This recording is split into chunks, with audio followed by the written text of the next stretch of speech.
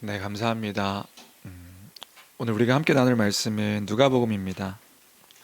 두 군데를 보려고 하는데요. 누가복음 22장 39절로 46절 말씀을 먼저 보도록 하겠습니다. 누가복음 22장 39절로 46절입니다. 제가 가진 성경으로는 신약성경 135페이지입니다. 누가복음 22장 39절로 46절까지 다 찾으신 줄 알고 한 목소리로 함께 읽도록 하겠습니다. 함께 읽습니다. 시작.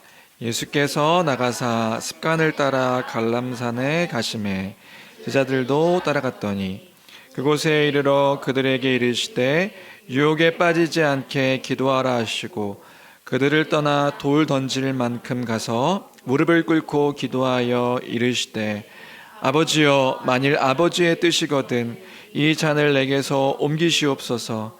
그러나 내 원대로 마시옵고 아버지의 원대로 되기를 원하나이다 하시니 천사가 하늘로부터 예수께 나타나 힘을 더하더라.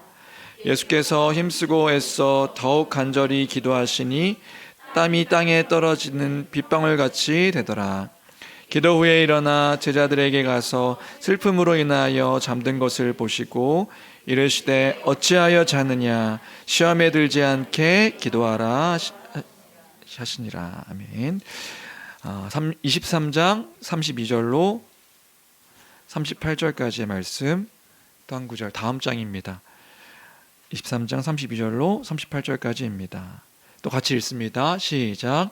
또 다른 두 행악자도 사형을 받게 되어 예수와 함께 끌려가니라. 해골이라는 곳에 이르러 거기서 예수를 십자가에 못 박고 두 행악자도 그렇게 하니 하나는 우편에 하나는 좌편에 있더라.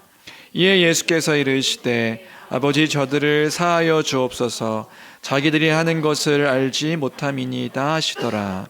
그들이 그의 옷을 나눠 제비 뽑을새 백성은 서서 구경하는데 관리들은 비웃어 이르되 저가 남을 구원하였으니 만일 하나님이 택하신 자 그리스도이면 자신도 구원할지어다 하고 군인들도 희롱하면서 나와 신포도주를 주며 이르되 네가 만일 유대인의 왕이면 네가 너를 구원하라 하더라. 그의 위에 이는 유대인의 왕이라 쓴 패가 있더라. 아멘. 아멘.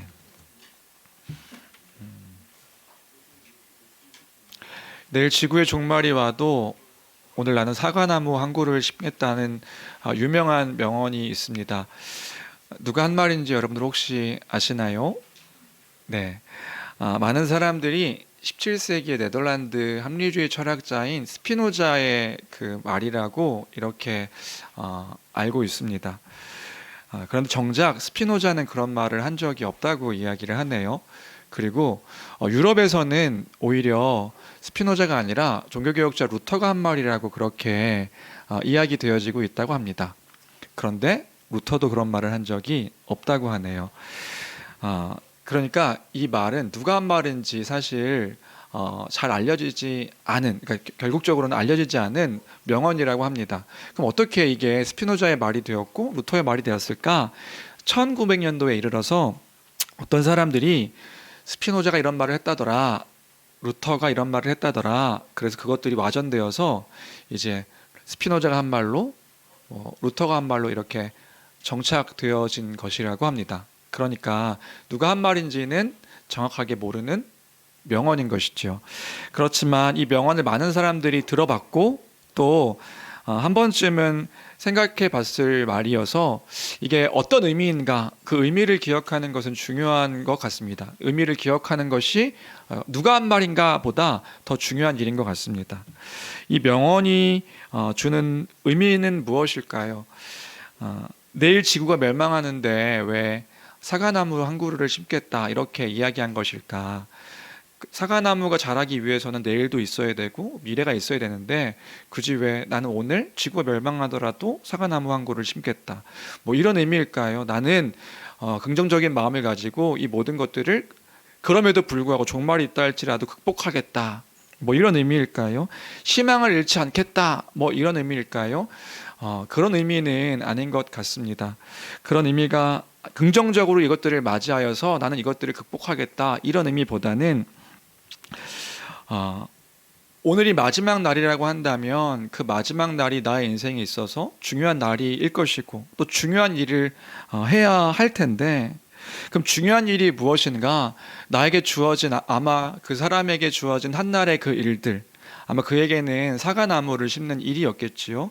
그 주어진 오늘 한날의 그 일들을 나에게 맡겨진 그 오늘 한날의 일, 설령 내일이 멸망하는 날이랄지라도 오늘 나는 내가 해야 할 그 일을 하겠다, 이것이 그 명언이 주는 의미가 아닐까 생각이 됩니다. 왜냐하면 그 주어진 일들을, 그 한날의 일들을 내가 그 자리에서 묵묵히 감당할 때에 무질서함으로 그렇게 삶을 살아가는 것이 아니라 질서 있는 세상으로 그 마지막을 감당할 수 있기 때문에 그런 것이란 말이지요. 먹고 마시고 사랑하는 사람들과 함께 그 오늘의 한날의 일들을 살아가는 것, 그것이 우리에게 있어서 또 특별히 그리스도인들에게 있어서 주의 다시 오심을 소망하는 우리에게 있어서 하루 주어진 그 한날의 삶, 그 한날의 삶을 감당하는 것이 중요한 일이 아닐까 생각해 보았습니다. 그 일들이 우리에게 중요하다. 사실 이걸 왜 생각하게 됐냐면, 뭐 스피노자나 루터가 이 이야기를 했다, 뭐 이 명언을 했다, 뭐 이 이야기를 하려고 지금 이 명언을 생각했던 것은 아니고요. 오늘 함께 나눌 말씀을 준비하다가 재미있는 생각이 들어서 여기까지 이제 생각이 이어졌던 것 같습니다. 어떤 생각이었냐면, 예수님이라면 당신의 마지막 날에 무엇을 하셨을까? 예수님께 어떤 사람이, 또는 우리가 질문을 한다면, 마지막 날 예수님께서 무엇을 하십니까? 라고 질문을 한다면 예수님은 무엇을 말씀하셨을까? 무엇이라고 말씀하셨을까? 이렇게 생각해 보다가 이런 질문과 상상을 해봤던 것 같습니다. 예수님께서는 뭐라고 말씀하셨을까요? 예수님께서는 이렇게 말씀하셨을 것 같아요. 많은 말씀을 하셨을 것 같은데, 많은 말씀 가운데 이 말씀은 꼭 하셨을 것 같습니다. 무슨 말이냐면, 예수님 마지막이라고 한다면, 오늘이 마지막이라고 한다면 예수님은 뭘 하시겠습니까? 라고 한다면 많은 말들 중에 얘들아, 나와 같이 기도하러 가자, 이렇게 말씀하셨을 것 같아요. 왜냐하면 그것이 예수님에게 있어서는 영원하신 정체성이었고 삼위 하나님과의 그 친밀한 교제 가운데서의 그 삶이었기 때문에 많은 말씀을 하셨겠지만 그 가운데 이것은 꼭 하셨을 것 같아요. 얘들아, 나와 함께 기도하러 가자. 함께 기도하자. 그리고 이것이 아주 허무맹랑한 소리가 아닌 것은 오늘 우리가 함께 읽은 말씀이 또 그것을 이야기해 주기 때문에 그렇습니다. 아멘, 아멘. 아멘. 오늘 우리가 살펴본 본문의 내용도 또한 그런 내용이기 때문에 그런 것이지요. 오늘 우리가 함께 읽은 말씀도요, 예수님의 기도의 장면으로 세 복음서, 마태, 마가, 누가복음서에 다 나와 있는, 기록되어 있는 그러한 장면의 내용입니다. 우선 누가복음 22장 39절 말씀 우리 같이 함께 읽어봤으면 좋겠는데요. 함께 읽도록 하겠습니다. 함께 읽습니다. 시작. 예수께서 나가사. 네, 우리 여기 이제 읽으면은 이제 중요하게 또 딱 보이는 표현이 있죠. 뭐죠? 습관을 따라. 네, 이제 우리가 이런 표현들이 보입니다. 예수님께서 습관을 따라 감람산에 가셨다. 누가복음은요, 예수님께서 습관을 따라 감람산에 가셨다고 표현하면서 매일매일의 삶이 기도의 삶이었음을, 예수님의 매일의 삶이 기도의 삶이었음을 또한 보여주고 있습니다. 그런데 오늘 이 본문이요, 더 특별한 것은 뭐냐 하면 이 습관처럼 기도하러 감람산에 가신 이 날이 어떤 날인가를 이해할 때에 이 습관을 따라 기도하신 것이 좀 더 특별한 의미가 또 부여되는 것 같습니다. 이 날이 어떤 날인가? 이 날은요, 예수님께서 십자가에 못 박히시기 전날 밤, 다시 말하면 예수님의 마지막 날 밤이었기 때문에 이 날이 또한 중요한 날인 것 같습니다. 그러니까 예수님은 그 마지막 날 밤에 무엇을 하셨는가? 다음 날 이제 십자가에 못 박혀 죽게 되어지는데 그 전날 밤에 예수님은 무엇 하셨는가? 예수님은 그날도 습관을 따라 어김없이 기도하셨다, 이 얘기를 하고 있는 것이란 말이지요. 기도는요, 예수님에게 참 중요한 일이었구나, 이 사실을 우리가 이 말씀을 통해서도 기억할 수 있습니다. 기도가 예수님의 인생에 있어서 너무 중요했고 그 마지막 날 놓치지 말아야 될 그 일도 기도였구나, 이 사실을 우리가 또 볼 수 있는 것이란 말입니다. 오늘 내용을요 구체적으로 좀 살펴보겠습니다. 먼저 오늘 우리가 함께 살펴본 누가복음과 다르게 마태복음, 마가복음에서는요 감람산이 아니라 겟세마네로 가셨다, 이렇게 이야기하고 있어요. 뭐 아시는 분들은 아시겠지만 겟세마네로 가셨다. 그럼 겟세마네로 가셨다고 하고 왜 누가복음에서는 감람산으로 가셨다 이렇게 표현하고 있는 것일까요? 어떤 게 맞을까요? 예수님 마지막 날 감람산에 가신 것일까? 겟세마네로 가신 것일까? 이런 거라고 하더라고요. 감람산이요 예루살렘 그 성의 동쪽 우편에 있는 산이었습니다. 그리고 겟세마네는 어디냐면 그 감람산 서쪽 기슭에 그 낮은 동산을 겟세마네라고 이야기했다고 하네요. 그러니까 무슨 말이냐면 예수님께서는요 감람산으로 가신 것이죠. 감람산에 있는 그 서쪽 기슭의 작은 동산인 겟세마네 동산으로 가셔서 기도하셨던 것입니다. 기도하시기 위해 그 겟세마네 동산으로 가신 것이다. 그리고 특별히 그날 밤에는요 제자들과 함께 제자들을 데리고 그 기도하러 가신 것을 볼 수 있습니다. 그러니까 마지막 산기도를 가신 것이지요. 산에 기도하러 그 밤에 함께 가셨던 것입니다. 그리고 제자들에게 명령하셨습니다. 40절 말씀 같이 함께 읽어볼까요? 40절입니다. 함께 읽습니다. 시작. 그곳에 이르러 그들에게 이르시되 유혹에 빠지지 않게 기도하라 하시고, 유혹에 빠지지 않게 기도하라고 그렇게 명령하셨습니다. 이건 명령법이거든요. 유혹에 빠지지 않게 기도하라 제자들에게 말씀하셨습니다. 그럼 무슨 유혹에 빠지지 말라고 그렇게 명령하신 것일까? 그건 좀 이따 살펴보기로 하고요. 제자들에게 명령하신 후에 예수님께서는요 돌 하나 이렇게 딱 던지면 닿을 거리 좀 떨어져서 제자들과 떨어져서 이제 기도하러 돌 던지면 닿을 거리로 떨어져서 기도하신 예수님의 장면이 오늘 누가복음에 나타나고 있습니다. 무릎 꿇고 하나님 아버지께 간절하게 기도했던 것이지요. 그때 예수님의 마음의 상태가 어땠는지 세계복음서는 기도의 내용과 그 모습들을 통해서 그 예수님의 상태에 대해 설명해주고 있습니다. 특별히 마태복음을 보면요, 마태복음 26장 37절 38절에 예수님의 마음의 상태를 구체적으로 표현해주고 있는데 37절 38절 말씀도 우리 같이 함께 읽어보도록 하겠습니다. 함께 읽습니다. 시작. 베드로와 세베대의 두 아들을 데리고 가실새 고민하고 슬퍼하사 이에 말씀하시되 내 마음이 매우 고민하여 죽게 되었으니 너희는 여기 머물러 나와 함께 깨어있으라 하시고, 내 마음이 괴로워 죽게 되었으니 너희는 여기 머물러 나와 함께 깨어있어라, 이렇게 말씀하신 것입니다.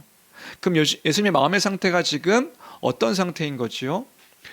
몹시 괴롭고 몹시 고통스러운 상태, 마음의 상태가 극도로 너무 슬프고 괴롭고 고통스러웠던 상태가 예수님의 그 마음의 상태였습니다. 기도하실 때의 그 마음의 상태가 그러한 상태였다고요. 왜 그렇습니까? 왜냐하면 예수님께서는 아셨거든요. 곧 있으면 받게 될 하나님의 그 진노의 형벌, 그리고 예수님께서 받게 될 그 고난의 형벌의 그 크기와 깊이와 그 의미를 아셨기 때문에 예수님께서는 그 괴로워하고 고통스러워하며 제자들에게 그렇게 말씀하시는 거예요. 내가 그래서 죽을 것 같다. 내가 죽을 것 같으니 나와 함께 깨어 있어라. 깨어서 너희도 기도해라. 너희도 유혹에 받지 않게 너희도 기도하고 있어라. 이렇게 명령하고 계신 것이란 말이지요. 예수님의 기도의 내용은 무엇이었을까? 누가복음 22장 42절에서는요 예수님께서 그 죽을 것 같은 상태 가운데서 이렇게 기도하셨음을, 그 기도의 내용을 이야기해 주고 있습니다. 아버지, 만일 아버지의 뜻이라면 이 잔을 내게서 옮겨주십시오. 이 잔을 내게서 지나가게 해주십시오. 그렇게 간절하게 기도한 것이었습니다. 이 잔을 내게서 지나가게 해주십시오. 여기 잔이라는 게 뭘까요? 잔을 지나가게 해달라는 게 뭘까요? 우리는 대충 알고 있는데요. 이 잔의 의미가 뭐냐면요. 이 잔은 원래의 그 단어적인 의미로는 실제로 그 음료를 따라 마시는 잔을 의미한다고 합니다. 그런데 그렇게 잔을 의미할 수는 없고요. 구약의 이 잔이 의미하는 구약 성경 안에서 이 구약의 이미지를 가지고 와서 예수님께서는요. 구약 성경을 근거로 주님 하나님께 지금 기도하고 있는 것입니다. 그럼 구약 성경 안에서 이 잔의 이미지는 무엇이었는가? 이 잔은요, 하나님의 진노를 담고 있는 그러한 상태를 이 잔으로 표현했던 거예요. 그래서 한 구절만 우리가 보면은 이사야서 51장 17절에 이사야서 51장 17절에 같이 함께 읽어볼까요? 함께 읽겠습니다. 시작. 여호와의 손에서 그의 분노의 잔을 마신 예루살렘이여 깰지어다 깰지어다 일어설지어다 네가 이미 비틀거름 치게 하는 큰 잔을 마셔 다 비웠도다. 그러니까 이런 이미지를 끌고 들어와서 예수님께서 기도하고 계시는 거예요. 그럼 그 잔은 뭐예요? 하나님의 진노가 그 가득히 담겨 있는 그 잔이요. 하나님의 진노. 그래서 하나님의 진노가 담겨져 있고 그 진노의 잔을 받는 사람은 무슨 잔이냐면 고난의 잔인 것이지요. 예수님은 그 하나님의 진노의 잔, 그 고난의 잔의 의미를 아셨기 때문에 하나님 아버지께 기도하신 것입니다. 이 잔을 넘어가게 해달라고, 이 잔을 피하게 해달라고. 하나님의 뜻이라면 아버지 이 잔을 내게서 지나가게 해달라고 하나님 아버지께 간절히 기도하는 모습이 오늘 본문의 내용임을 우리가 알 수 있습니다. 그런데요, 우리가 한번 생각해 볼 수 있는 거지요. 하나님의 아들이신 예수님이 어떻게 이런 기도를 드리실 수 있는 것일까요? 예수님이시잖아요. 이게 아버지의 뜻이고 하나님께서 하실 일이라고 한다면 아들이 이렇게 기도하는 게 맞는 것일까요? 하나님의 뜻인데 이 잔을 넘겨주십시오. 하나님이 하실 일들 이거 제가 받지 않게 넘겨주십시오. 이렇게 기도하는 게 맞을까요? 어떤 사람들은 의아하게 생각할 수 있습니다. 당당하게 받으셔야지. 아버지 제게 주십시오. 제가 이거 감당하겠습니다. 제가 해야 될 일입니다. 그렇게 기도해야지. 우리는 당연히 당당하게 십자가에서 죽음을 맞이하는 그런 예수님을 생각하며 그릴 수도 있습니다. 슈퍼 영웅, 어떤 영웅을 기대할 수 있지요. 두려워하며 괴로워하는 그 예수님의 모습, 그것을 놓고 기도하는 예수님의 모습, 그 하나님의 아들을 상상하기가 너무나도 어렵습니다. 더욱이 이 잔을 피하게 해달라고 기도하는 그 모습은요, 하나님의 아들, 그 신적 권능을 가지고 있는 그분이라 하기에는 너무나 무기력하고 무력한 모습인 것처럼 보이는 거예요. 쉽게 상상할 수 없는 거죠. 44절 보시겠습니까? 44절에서는요, 이런 모습으로 기도하고 있는 것을 말하고 있는 거예요. 우리 같이 함께 읽어보겠습니다. 함께 읽습니다. 시작. 예수께서 힘쓰고 애써 더욱 간절히 기도하시니 땀이 땅에 떨어지는 핏방울 같이 되더라. 예수님 모습이 상상이 되시나요? 기도하는 모습이요. 땀이 떨어지는데 너무 두려워서 그 공포 가운데 있는 중에 기도하며 땀이 떨어지는데 어떻게 떨어지냐면 핏방울이 떨어지는 것처럼, 두려움과 괴로움 속에서 이렇게 기도하는 것 아닐까요? 아버지 이 잔을 내게서 지나가게 주시옵소서, 이런 모습이 아니라고요.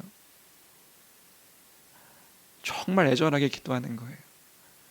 하나님 아버지 제발 좀요, 제발 저 좀 살려주세요. 제발 저 좀 이 진노의 잔에서, 이 진노의 잔을 내가 받지 않고 넘어가게 해주세요.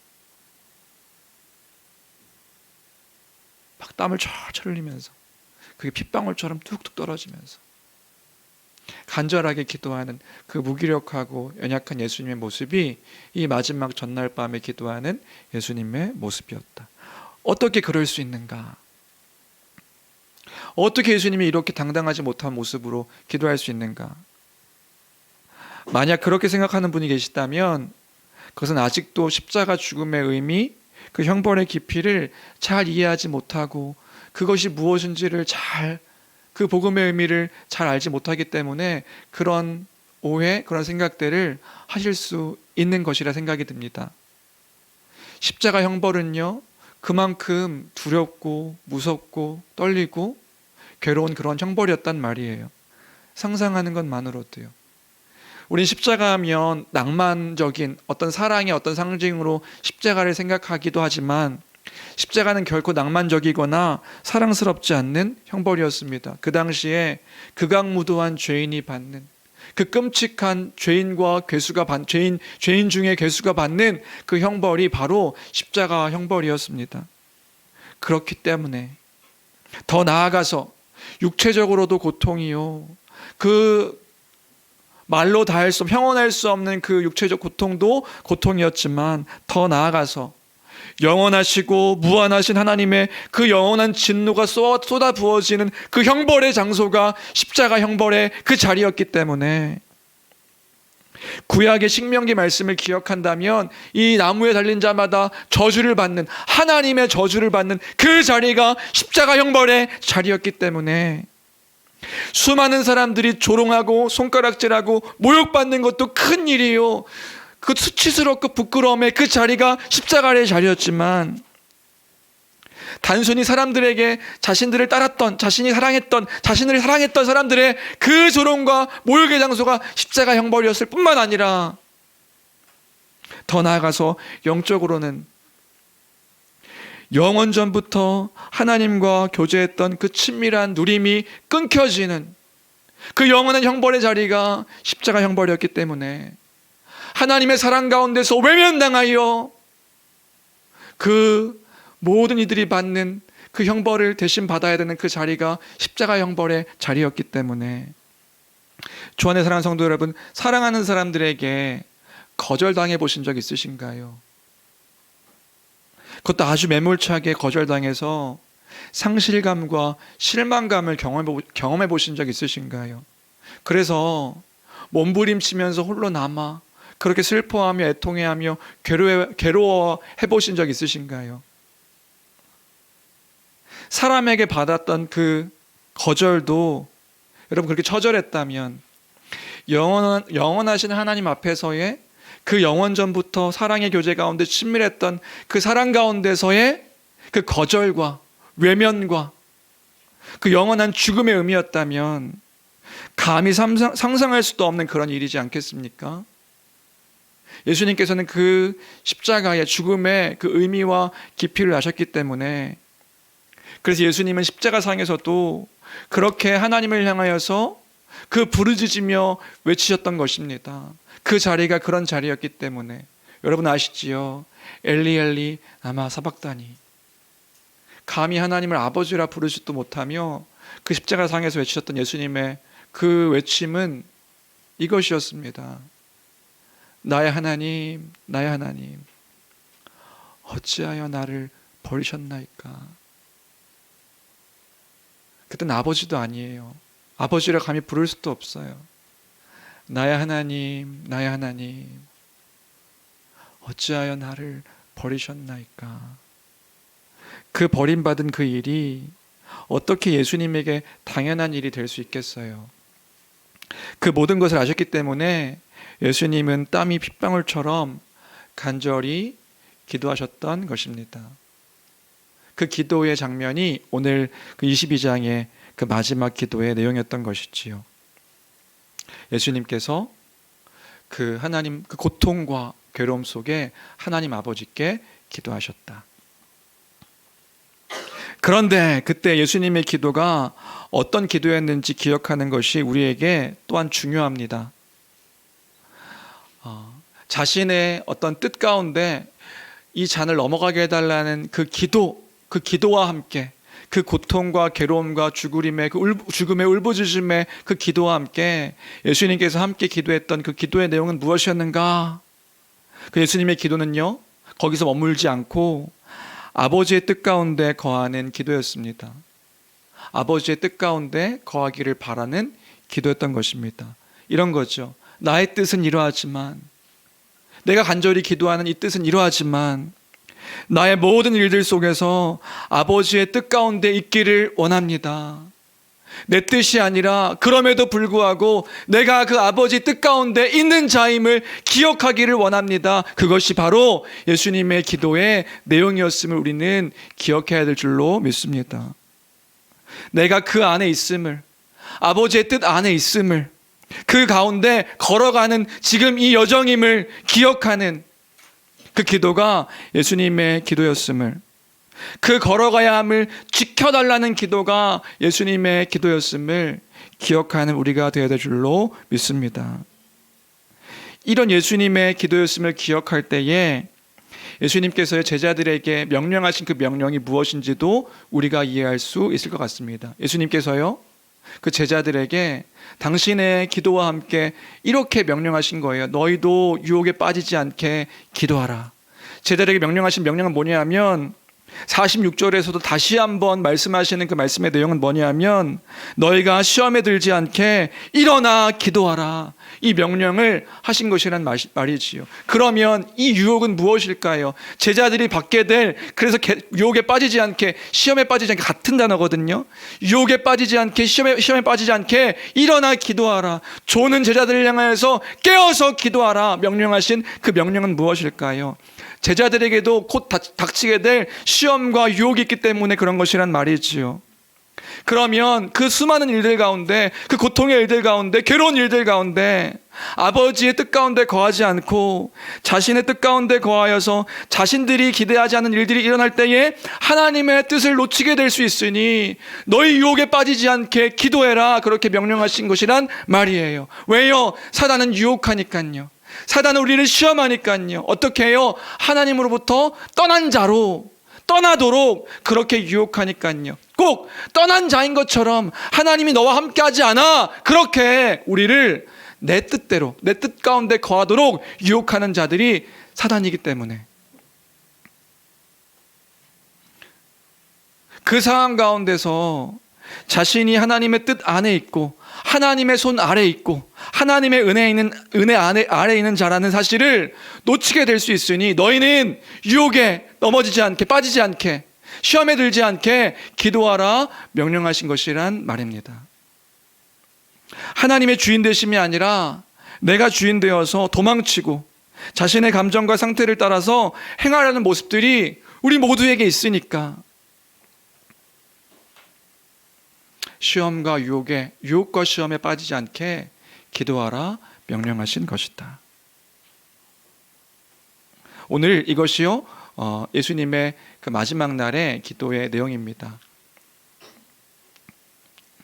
오늘 이 예수님의 그 기도와 그 명령을 기억할 때에 우리가 두 가지 사실을 좀 기억하며 우리 기도의 내용 가운데, 그 기도의 모습 가운데 우리가 포함시켰으면 좋겠습니다. 그게 뭐냐면 먼저는 이 사실을 기억했으면 좋겠어요. 뭐냐면 예수님도 슬픔과 고통의 몸부림의 일들이 있으셨고 그 일들로 인해 기도하셨다. 이 사실을 기억하는 우리가 되기를 바랍니다. 예수님도요 그 고통과 괴로움의 일들이 있으셨다는 거예요. 그리고 또 그 기도의 내용이 무엇이었는가 봤더니 나의 뜻, 나의 바람, 나의 간구를 위해서 기도하셨다. 그 고통 가운데 이것들을 넘어가게 해달라고 기도하셨다. 의연한 척, 태연한 척, 아무렇지 않은 척, 그게 아니라 하나님 아버지 앞에 어떻게 기도하셨냐면 그 모든 상황과 일들 가운데서 자신의 뜻을 이뤄달라고 기도하신 것이 또 예수님의 기도의 내용이었구나. 이 사실이 또 한편으로 우리에게 참 위로가 되는 것 같습니다. 어떤 사람들은 오해할 때가 있는 것 같아요. 어떤 오해냐면 예수 믿는 사람들은 어떤 일에 있어서든 의연하고 태연하고 믿음이 있는 사람들이기 때문에 고통 중에서도 강해야 하고 무언가 강직해야 하는 그러한 사람들이 그리스도인인 것처럼 오해하고 나는 괜찮습니다. 나는 아무렇지 않습니다. 하나님이 함께 하시니 나는 두려움도 없고 겁남도 없고 모든 것들을 다 이길 수 있습니다. 그렇게 강직한 사람인 것처럼 우리는 어떤 영웅과 슈퍼맨 같은 사람들을 그리스도인으로 오해하고 착각하는 것 같아요. 그런데 그렇지 않다는 거죠. 믿는 자니까 어떻게 괴로움이 있을 수 있는가? 무언가 고통스러워하는 사람들을 향해서 믿는 사람이 어떻게 믿음을 따라서 저렇게 이야기하고 행동할 수 있는가? 그렇게 정죄할 때도 너무나도 많은 것 같고요. 그런 상태는 잘못된 상태라고 생각하고 그것을 놓고 기도하는 것조차도 잘못이라고 오해하는 분들이 계시는 것 같습니다. 그런데 그렇지 않다. 예수님도 그렇지 않으셨다.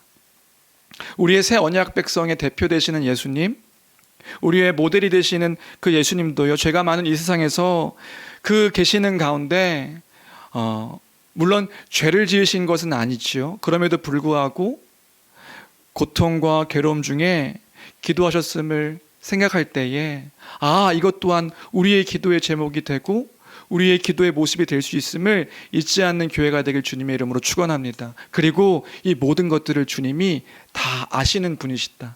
이 땅 가운데서 함께 이렇게 괴로움과 고통을 또한 경험하신 분이시기 때문에 히브리서 4장 15절은 이렇게 우리를 위로해주고 있습니다. 우리 히브리서 4장 15절 말씀 같이 함께 읽어볼까요? 함께 읽겠습니다. 시작. 우리에게 있는 대제사장은 우리의 연약함을 동정하지 못하실 이가 아니요 모든 일에 우리와 똑같이 시험을 받으신 이로되 죄는 없으시니라. 네, 우리 연약함을 동정하지 못하시는, 공감하지 못하시는 분이 아니시라는 거예요. 왜요? 우리가 똑같이 시험을 당하시고 그 가운데서 고통과 괴로움을 맛보시고 또 그 가운데 하나님 아버지께 기도하신 분이시기 때문에 그런 거예요. 괴로워하시고 고통을 하시는 주님이시다. 인격적인 하나님이시다. 우리는 그 하나님께 기도하는 것이다. 기도하는 것임을 생각할 때에 주 안에 사랑하는 성도 여러분, 고통 중에, 괴로움 중에, 아픔 중에, 슬픔 중에 기도하는 하나님 아버지께 기도하는 우리가 되기를 주님의 이름으로 축원합니다. 너무나 인간적이고 또 때로는 간절함으로 기도할 수 있는 거예요. 또 기도해야 하는 거예요. 기도할 때에 우리 그 작은 신음에도, 우리 찬양 좋아하는 찬양 있잖아요. 작은 신음에도 응답하시는 주님이심을 기억하는 우리가 되기를 간절히 빕니다. 두 번째는요, 오늘 본문 말씀을 통해서 그렇게 기도할 때에도 그럼에도 불구하고 시험에 들지 않도록 기도하는 우리가 되어야 할 줄로 믿습니다. 아버지의 뜻 가운데 있기를 기도해야 하는 것이지요. 우리는 아버지의 뜻 가운데 우리가 있음을 잊지 않으며 기도해야 될 줄로 믿습니다. 기억하며 기도하는 거죠. 끝없이 우리를 정죄하고 우리를 유혹하는 일들에서 흔들리지 않도록 기도해야 합니다. 우리가 누구입니까? 우리가 어떤 자들입니까?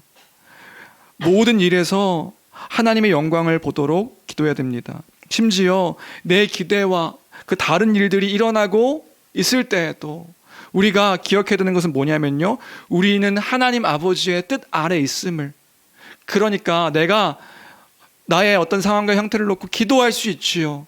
기도하는데 그때도 그 기도의 내용 가운데 우리가 잊지 말고 놓치지 말아야 되는 건 뭐냐면 아버지의 뜻 아래에 있는 우리임을, 아버지의 섭리 가운데 살아가는 우리임을, 내 기대와 내 뜻대로 되지 않는 그 일들 가운데서도 하나님의 응답과 보호하심과 돌보심 가운데 있는 우리임을 기억하며 기도하는, 내가 사망의 음침한 골짜기를 다닐지라도 해를 두려워하지 않을 것은 주의 지팡이와 막대기가 주께서 나와 함께 하셔서 주의 지팡이와 막대기가 나를 안위하시기 때문에 그가 나의 목자 되심을 기억하며 기도하는 우리가 되어야 될 줄로 믿습니다. 우리에게 수많은 일들이 몰려올 수 있습니다. 욥과 같이 재앙 같은 일들도 우리에게 있을 수 있다고요. 여러 가지 환경과 상황 가운데 많은 일들이, 수많은 일들이, 재앙 같은 일들이 우리에게 있을 수 있습니다. 그때에 우리는 기도하지요. 기도하면서도 놓치지 말아야 되는 것은 뭐냐면 그 아버지의 뜻 가운데 내가 있음을, 또 내가 그 가운데 있음을 잊지 아니하도록 기억하는, 고백하는 우리 모두가 되길 주님의 이름으로 축원합니다. 이 말씀을 이제 기억하면서 이 말씀을 어떻게 좀 적용하며 그렇지, 이것이 우리의 삶인데 어떻게 실제로 이러한 믿음의 고백으로 어떻게 우리가 좀 살아가야 되는 것일까라고 생각했을 때 또 이제 말씀을 묵상하면서 책과 영상 하나가 떠올랐었는데 여러분들 기억하시나요? 몇 년 전에 이제 교회 오빠라고 하는 그 책과 영상이 있었는데 그 이관희 집사님의 다큐멘터리 그 영화에 대한 이야기였는데 보신 분들도 계시고 또 못 보신 분들도 계신데 이러한 믿음을 따라 기도하며 살아가는 우리의 삶임을 기억할 때에 우리의 마지막도 이러한 기도, 이러한 고백이었으면 좋겠다 하는 바람으로 짧은 영상 하나를 준비했습니다. 이 영상을 통해서 또한 우리의 그 마지막, 우리의 어떤 상황 가운데서 그 주님을 의지하는 우리의 그 모습이 함께 고백되어진 우리의 모습이 되었으면 좋겠습니다. 같이 함께 영상을 좀 볼까요?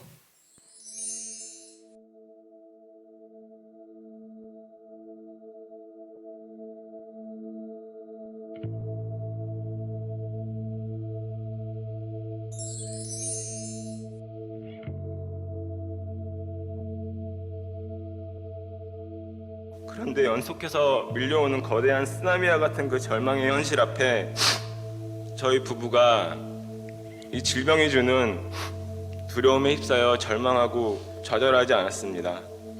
당시 제가 썼던 말씀 묵상 일기를 보니 이런 고백이 적혀 있었습니다. 벼랑 끝에 위태롭게 서 있는 사랑하는 아들을 향해 두 팔 벌려 안고 계시는 주님의 손길.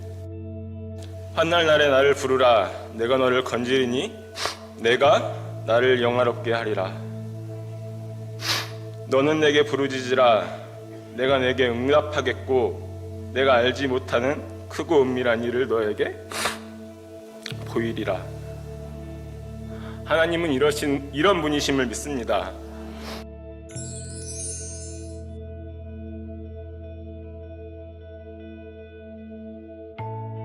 오늘 나에게 주어진 이 하루가 내 인생의 마지막 날이라고 가정을 하면은 나에게 주어진 이 하루를 누군가를 미워하고 누군가를 증오하면서 보내고 싶지는 않은 거야. 그 시간을 이 사람을 사랑하고 이 사람을 축복하는 시간으로 채우고 싶은 게 오빠의 내가 요즘 생각하는 나의 투병기야.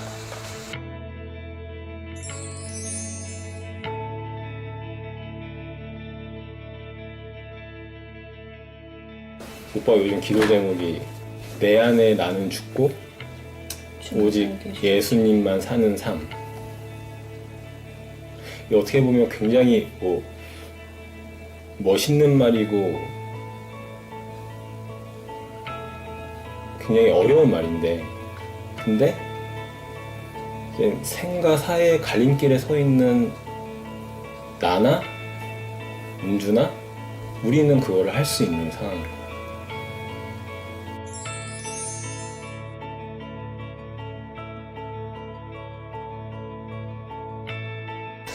있어주는 거, 소연이 옆에 살아 있어주는 거. 이렇게 문득문득 이제 그런 상상을 하는데, 소연이의 그 인생의 걸음걸음마다 엄마 아빠가 옆에서 같이 이렇게 동행해주는 그 삶의 모습이,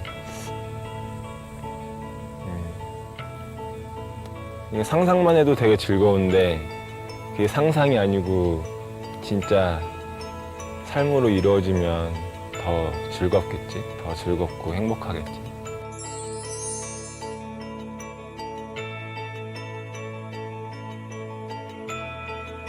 저도 그럴 때마다 하나님께 서운한 마음이 들 때는 있는데, 그때마다 하나님을 원망하지 않는 법이, 저는 나만의 손익계산서를 쓰거든요.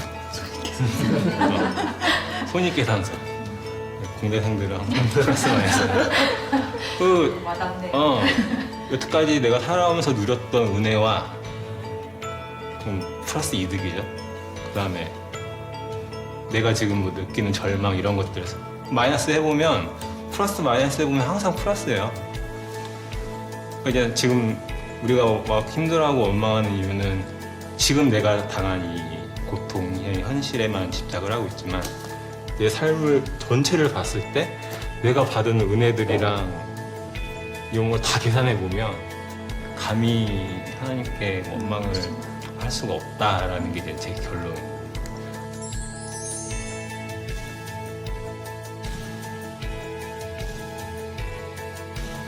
하나, 둘. 왜 저보고 하루라도 더 살아야 되냐라고 물어봤을 때는 하루라는 시간을 통해서 제가 조금이라도 더 온전해질 수 있는 기회를 갖고 싶은 거예요. 이야! 오, 정확해. 우와! 잘하는데? 이야! 찍찍! 사과. 서투르고 부족한 점들이 많았던 삶이었기 때문에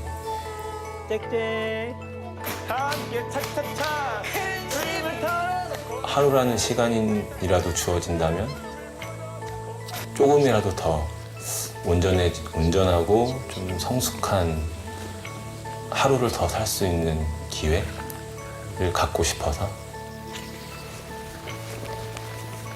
그게 삶의 이유인 것 같아요. 그래도 무서우면 어쩔 수 없어. 쫄지 마요.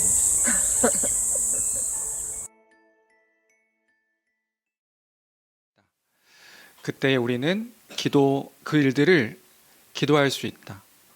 기도할 때에 하나님의 뜻 아래에 있음을, 또 하나님의 뜻 가운데 있음을 잊지 아니하며 기도하는 그 기도의 내용 또한 하나님의 뜻 가운데 그것들을 놓지 않는 우리의 그 모습과 여정들임을 고백하는 기도의 내용이 우리의 기도가 되기를 주님의 이름으로 축원합니다.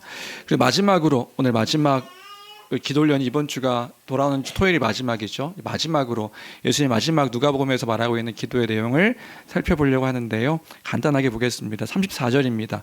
23장 34절 함께 읽겠습니다. 함께 읽습니다. 시작. 이에 예수께서 이르시되 아버지 저들을 사하여 주옵소서 자기들이 하는 것을 알지 못함이니이다 하시더라. 그들이 그의 옷을 나눠 제비 뽑을세. 예수께서 이르시되 아버지 저들을 사하여 주옵소서. 죽여주십시오 이거 아닙니다. 아버지 저들을 죽여주십시오. 나를 괴롭혔으니까 저들을 죽여주셔야 될 것 같습니다. 이 기도가 아니라 사하여달라는 기도는 뭐냐 하면 용서해 주십시오 기도입니다. 예수님의 마지막 기도는 뭐였냐면 자기들을 조롱하고 모욕하고 핍박했던 그들을 아버지께 용서해달라는 기도였습니다. 저들이 하는 일들을 알지 못하기 때문입니다. 그런데 재미있는 건 35절부터 그들이 지금 예수님께 하셨던, 예수님은 저들을 위해서 기도하고 있는데 저들은 예수님께 어떻게 했는가를 35절부터 설명해 주고 있는 거예요. 로마 군정들은 예수님을 발개 벗겨놓고 예수님의 옷을 누가 가질까 제비뽑기로 가져가고 있고요. 사람들은 조롱하며 네가 하나님의 아들이라며, 사람들은 구원하면서도 왜 너는 구원하지 못하냐, 네가 너를 구원해봐라 이야기하기도 하고요. 포도주를 주면서 조롱하기도 하고요. 예수님의 그 십자가 위에는 유대인의 왕이라고 적혀 있었죠. 네가 유대인의 왕이라며 그 수많은 사람들이 킥킥거리면서 조롱하는 그들이 기록되어져 있고요. 예수님은 그 마지막 십자가 위에서의 기도가 하나님 저들을 용서해 주십시오. 저들이 하는 것을 알지 못하기 때문입니다. 사랑하는 사람들, 또 특별히 자기의 그 사람들을 위해서 기도하는, 용서를 구하며 기도하는 것이 예수님의 기도의 내용이었다. 이 사실을 기억하며 나누고 싶은 마지막 것은 뭐냐면요, 우리의 기도의 내용과 제목 가운데 다른 사람들을 위한 그 용서가 우리의 기도의 내용 가운데 포함되기를 주님의 이름으로 축원합니다. 주 안에 사랑하는 성도 여러분, 여러분의 삶 가운데 용서하지 못하는 분들이 계실까요? 용서하지 못하여서 나에게 피해를 주고 어렵게 하고 조롱하고 분노했던 사람들이었기 때문에, 그런 사람들이었기 때문에 용서하지 못하고 또 미워하며 애써 그 사람들을 외면하고 있는 그런 분들이 계실까요? 우리 주님이 그 죄인된 우리를 위해서, 나를 위해서 지금도 기도하고 계시고 또 기도하시는 분이십니다. 그 사랑을 받은 우리임을 기억할 때에 다른 사람을 위해 용서하는 그 기도가 우리 기도의 내용 가운데 포함되기를 간절히 빕니다. 포함되어야 될 줄로 믿습니다. 주의 사랑 가운데 있는 이들이라면 그 사랑으로 나를 구원하셨듯 저도 구원하셔서 저에게도 주의 사랑을 알게 해달라고 그 기도, 간절한 기도가 우리 기도의 제목이 되어야 될 것입니다. 어쩌면 가장 힘든 기도일지도 모르겠어요. 내 원수를 위해서 기도하는 것, 내가 미워하는 일을 위해서 기도하는 것. 그런데 그것이 우리 주님의 기도의 내용이었습니다. 우리가 따라야 할 주님의 기도의 내용이었습니다. 그렇기에 우리의 기도의 내용이 되어야 합니다. 나의 가족, 나의 친구, 나의 사람들, 주변에 있는 사람들을 위해 용서하며 미워하며 저들을 죽여주십시오가 아니라 저들도 주의 사랑을 알아, 나도 주의 사랑을 알아 이렇게 살게 되었으니 저도 주의 사랑을 알아 그 구원 가운데 있게 달라는 그 간절한 기도가 우리 교회의 기도가 되기를 주님의 이름으로 축원합니다. 말씀을 정리합니다. 네, 모든 상황 가운데 기도해야 합니다. 심지어 고통과 신음 가운데서도 기도해야 합니다. 그런데 잊지 말아야 될 것은 그때에도 하나님의 뜻 가운데 그 은혜 아래 있음을 잊지 않는 우리가 됩시다. 그래서 기도하는 그 기도의 내용 가운데도 하나님 그 뜻 가운데 내가 있기를, 그 뜻 가운데 내가 걸어가길, 그 섭리 가운데 내가 있음을 선포하는 그 기도가 우리 기도에 포함되어야 될 줄로 믿습니다. 그리고 마지막으로 다른 사람을 용서하는 기도로 그 사랑 가운데 거하여 주의 뜻을 드러내고 나타내는 우리 그 말씀의 교회 모든 성도들 되기를 주님의 이름으로 축원합니다. 우리 말씀